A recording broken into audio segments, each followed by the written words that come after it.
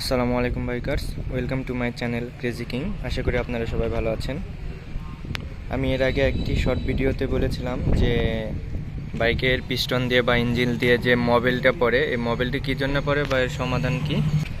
বহু প্রচলিত Bajaj Pulsar double disc বা UG5 নামে পরিচিত এই বাইকটি সম্পর্কে আমি 1 মাস পূর্বে একটি ভিডিও দিয়েছিলাম, যে শর্ট ভিডিও, যে বাইকের ইঞ্জিন দিয়ে বা পিস্টন দিয়ে যে মোবিল লিক করে এটি কী জন্য হয় বা এটার সমাধান কি।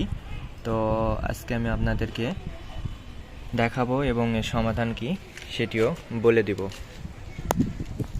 এই যে দেখতে পাচ্ছেন পিস্টনে এই যে মোবিল পড়তিছে, ঘাবড়াবার কোনো কারণ নেই। এই মোবিলটা কী জন্য পড়তিছে তা আমি বলে দিব। দুইটি কারণে সাধারণত মোবিলটি পড়ে থাকে। প্রথম কারণ হচ্ছে এই যে স্ক্রুগুলো দেখতেছেন, স্ক্রুগুলো ঢিল হয়ে থাকে, এগুলো টাইট দিয়ে দিলে এটি সমাধান হয়ে যাবে।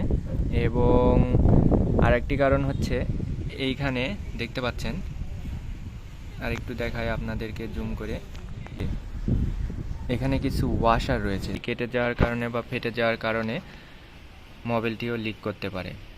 প্রধানত কারণ হচ্ছে মোবিল লিক করার যে বল্টুগুলো ঢিল হয়ে যায় কিংবা ওই ওয়াশারগুলো কেটে যায়।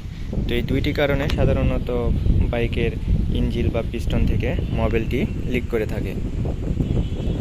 আর আরেকটি বিশেষত্ব কারণ হচ্ছে যখন আপনি মোবিলটি অনেক দিন ধরে ইউজ করার ফলে আপনার মোবিলটি পাতলা হয়ে যায়। মোবিলটি পাতলা পানির মতন রং ধারণ করে, এই কারণে আপনার মোবিলটি লিক করে। তো যখন নতুন আমরা মোবিল তুলে থাকি তখন দেখবেন যে মোবিলটি অনেক মোটা এবং ঘন হয়ে থাকে। এটা ব্যবহারের পরে পরে মোবিলটি পাতলা এবং পানির মতন আকার ধারণ করে। তো এটি হচ্ছে বিশেষত্ব কারণ।